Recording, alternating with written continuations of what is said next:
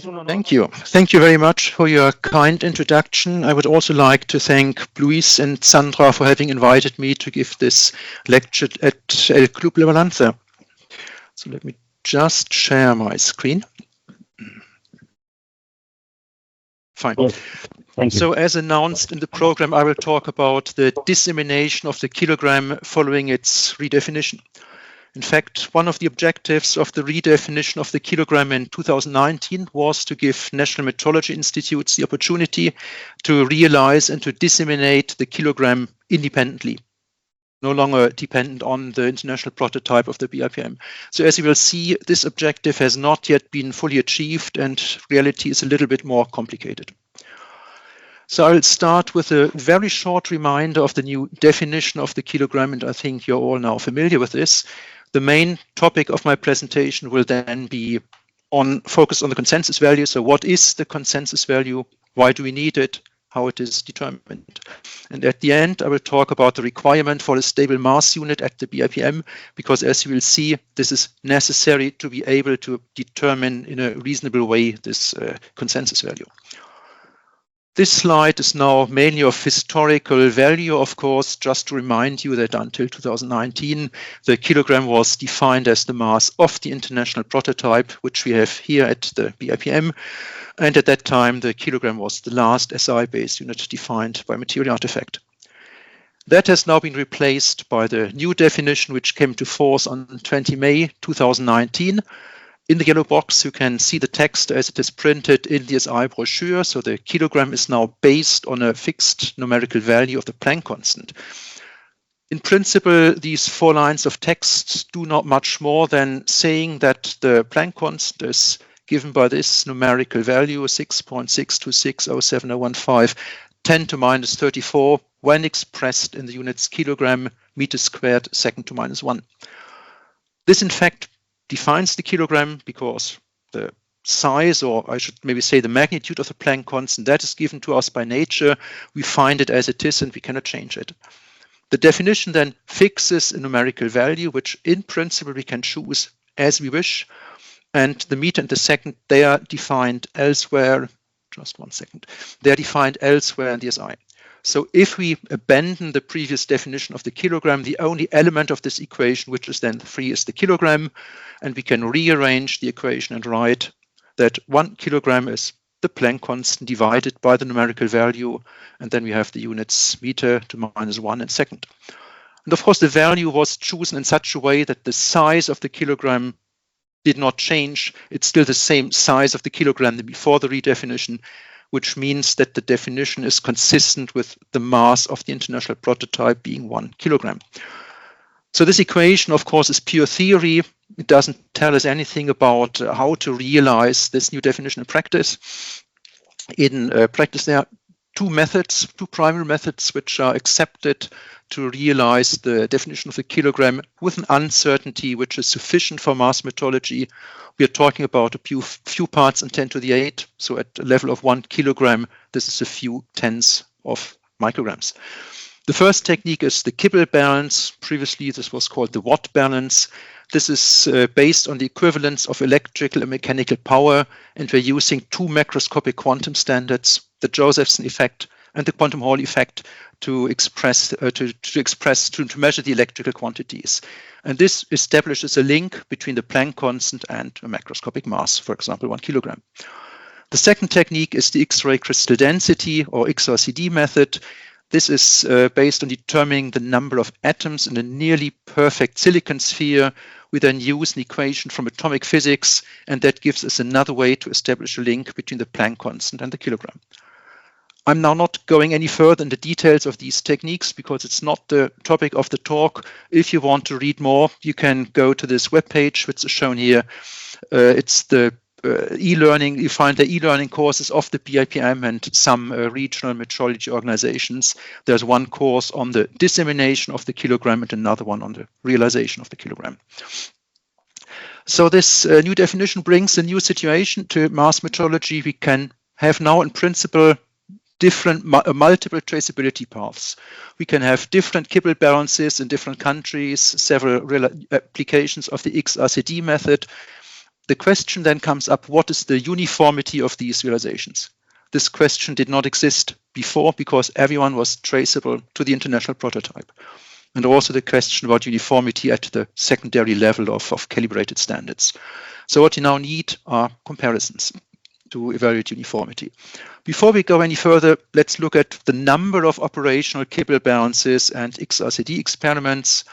Kibble balances, operational Kibble balances, there are 7 at present. These are those countries or NMIs which will participate in the next key comparison. We have 6 countries, Canada, United States, France, Switzerland, Turkey and China, and the BIPM. There are several others who have Kibble balances under development. I know about the UK, which cooperates with South Africa and Sweden, the Republic of Korea, Germany, New Zealand, and there might be a few other projects of which I'm not really aware. So 7 operational Kibble balances. For the XRCD method, there are less countries which use this. Initially, this was carried out as an international project called the International Avogadro Coordination, several countries working together.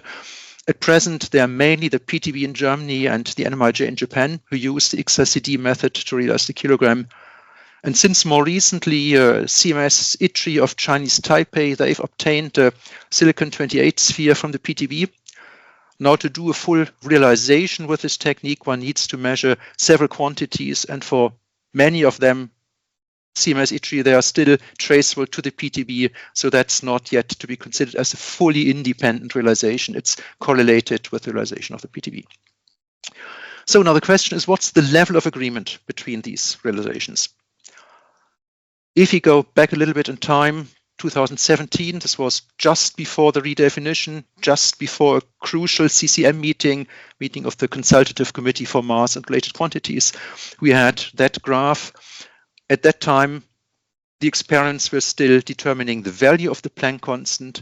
They were not yet realizing mass. This was before the redefinition. And what you see there is that 2 experiments with quite small uncertainties were largely discrepant. So this was the situation shortly before the redefinition, and the CCM had to deal with this situation.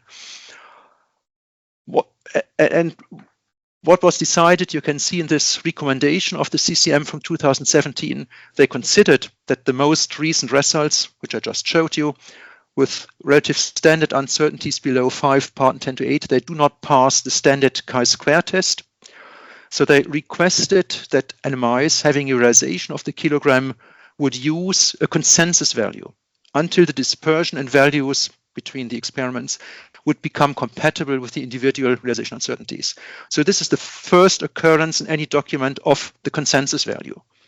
The idea was that during initial phase, there should still be a sort of internationally coordinated dissemination of the kilogram based on a consensus value. And I sometimes call that an international mean kilogram.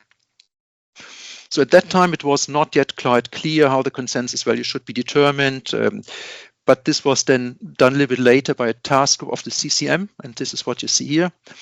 It was decided that the consensus value should be determined from the outcome of key comparisons of realization experiments, which the BIPM would organize every 2 or now 3 years. The consensus value would then be calculated as the arithmetic mean of the last 3 key comparison reference values. So it's a sort of moving average to ensure temporal stability. The consensus value should be maintained and disseminated by the BIPM using its platinum iridium working standards. And it was decided that the uncertainty of the consensus value should be 20 micrograms. So I said it was decided, it was sort of an ad hoc decision. It was not directly based on experimental uncertainties.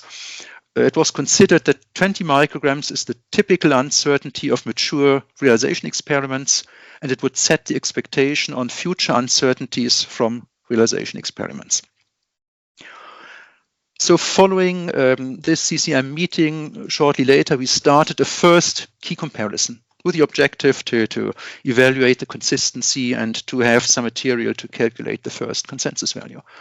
At that time, we had 7 participants, which you see here. 5 of them participated with Kibble balances, 2 with the XRCD technique with the Avogadro spheres. They used their realization experiments to calibrate 1 kilogram mass standards. They sent them to the BIPM together with their calibration result. We compared them in our mass comparators with our working standards. I should say that all these realizations were done under vacuum. We did the measurements at the BIPM in a vacuum mass comparator.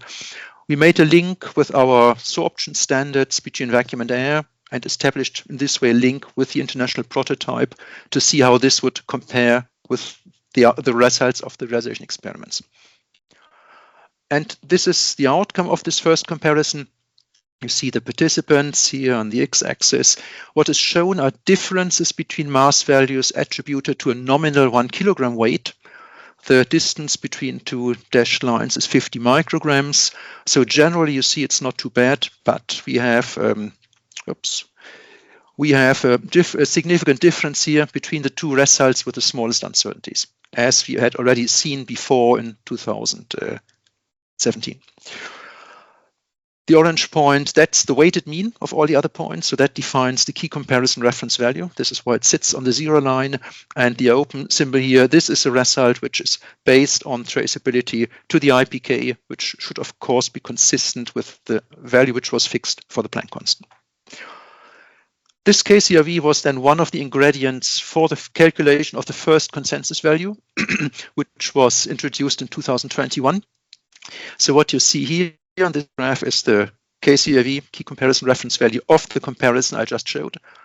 This is the reference value of a pilot study we organized a few years earlier in 2016, and these are data directly traceable to the international prototype. We took the arithmetic mean, which gives us this point here, and gave it an uncertainty of 20 micrograms, as I explained before.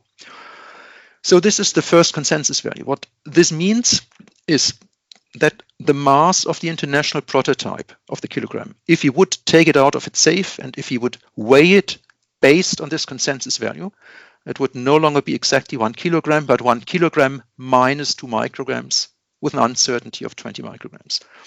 And of course, the same is true for all other masses, all other 1 kilogram masses, I should say, which were traceable before to the IPK. They would now have a mass 2 micrograms lower. This was introduced officially on 1st February 2021. It was in force until February 2023 and was during these 2 years the basis for this worldwide coordinated mass dissemination.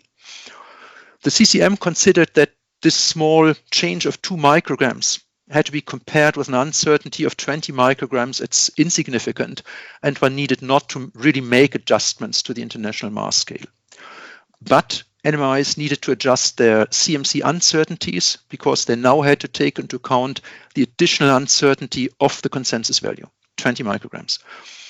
To give you an example, what this meant for the BIPM, we had to increase our calibration uncertainties from 12 micrograms before to 21, which of course were largely dominated by the 20 micrograms from the consensus value. At that time, the BIPM published a note on the impact of the introduction of the consensus value for its calibration customers, which are only national metrology institutes. So 2 years later, we started the second key comparison. At that time, we had 9 participants. You see the 3 additional participants in red, France, Switzerland, and UME.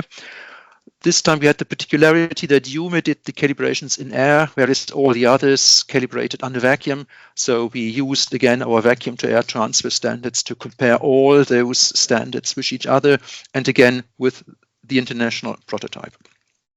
The procedure was exactly the same as for the first key comparison. And this is the result we had in the comparison of 2021. So it's a very similar picture. So generally, the agreement is not too bad. But again, we have a very significant deviation, discrepancy between the two results with the smallest uncertainties, which in fact is even larger as it was 2 years before. The orange point here is again the key comparison reference value. So it defines the 0 on this graph.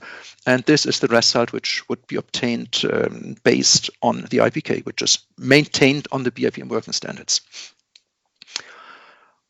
So this was then used to calculate the second consensus value. So this time we have the key comparison reference value of the second comparison, the first comparison, and the pilot study. The arithmetic mean gives us the second consensus value, and we give it an uncertainty of 20 micrograms. Now, this time we are 7 micrograms away from the IPK. So that would mean if you would weigh the IPK today based on this consensus value, it would be 1 kilogram minus 7 micrograms. And the same is true for all other 1 kilogram masses. Those, if they had mass values which were traceable to the IPK, one would now have to remove 7 micrograms. The second consensus value was introduced on 1st March 2023 and is still the basis for worldwide coordinated mass dissemination. So this time the CCM considered that 7 micrograms, that's becoming too large to be neglected. So now the mass values should be adjusted to be based on the consensus value, either by 7 micrograms for those masses who are still traceable to the international prototype, or by minus 5 micrograms for those masses which were already traceable to the first consensus value. CMC uncertainties did not need to be changed because the uncertainty of the consensus value is still 20 micrograms as it was before. And again, in 2023, the BIPM issued a note to all CCM members and to its calibration customers to explain this new situation. So we are now in the process to just launch the third key comparison. We will have this time 10 participants. The additional participant this time is CMS ITRI of Chinese Taipei. As I showed that earlier, they will use the silicon-28 sphere they've obtained from PTB, and they are highly correlated with PTB. We'll have 10 participants. This, what you see at the bottom, is the schedule. So at present, November, I suppose that all participants are calibrating their traveling standards against their realization experiments with the uncertainties close to what you see here. We expect to receive all these standards at the BIPM at latest the end of February of next year. And we would then compare them all in our mass comparers during March and April. And we expect to have the first draft A in August and a final report soon after. And this would then be the basis to calibrate the third consensus value, which will be calculated from the key comparison reference values of all 3 comparisons which you then have. This would then become the basis for the dissemination, and this process would be iterated until the discrepancy which you've seen can be resolved, and the CCM concludes that that dissemination from local realizations can be allowed.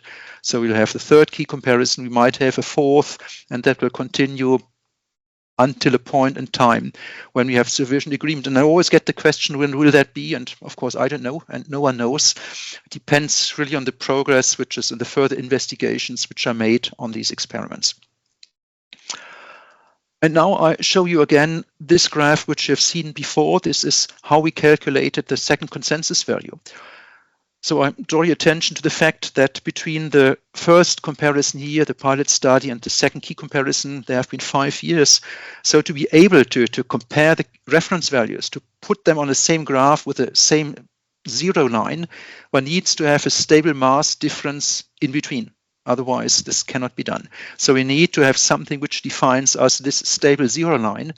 And in fact, this is done by using the BIP mass working standards, which participated in all of these comparisons.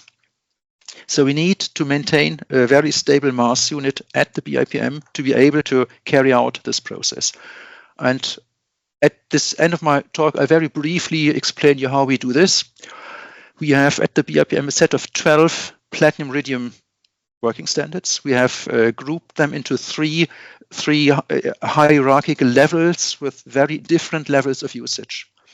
The highest level standards, those for exceptional use, they are only used once every 5 years. So there's very little usage, very little wear, and each time we use them, we clean and wash them, and we suppose that they always go back to the same absolute mass.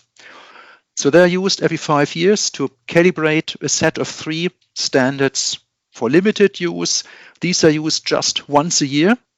They are calibrated every 5 years against the highest level standards, and they themselves are used to calibrate a set of 6 working standards for current or routine use, and these actually serve to do customer calibration, symbolized here by the calibration certificates. These standards have participated in the first key comparison, in the second key comparison. They will participate in the third key comparison, and it is through maintenance of the mass unit on these standards that we are capable to ensure stability between the comparisons. For our internal bookkeeping, we still use mass values. We still use mass values which are traceable to the international prototype. But of course, that's no longer really the basis for mass metrology. This is just for our bookkeeping. Of course, when we then do calibrations, we apply corrections to base the results on the consensus value at the 2 micrograms, which I've shown before, and 7 micrograms since 2023. And this brings me to the conclusions, or better, the summary. So I've showed you that at present, the level of agreement amongst independent realizations of the kilogram is not yet sufficient for independent dissemination. If we would allow independent dissemination from different Kibble balances or XSD experiments now, we would have as a result quite different, quite non-uniform mass scales throughout the world. So therefore, the CCM introduced an internationally coordinated dissemination based on the consensus value. We derive the consensus value from repeated key comparisons of realization experiments, which we carry out every 2 or every 3 years. And this consensus value can be seen as something as an international mean kilogram because it's based on the ensemble of realization experiments. At present, mass values at the level of 1 kilogram based on the present consensus value, they differ from those which are traceable, which are based on the historical traceability based on the IPK by 7 micrograms. For this process, we need a stable mass unit which is maintained at the BIPM. And finally, we'll continue to maintain the consensus value and to update it periodically until sufficient agreement between realization experiments will be reached. It was a pleasure. Thank you.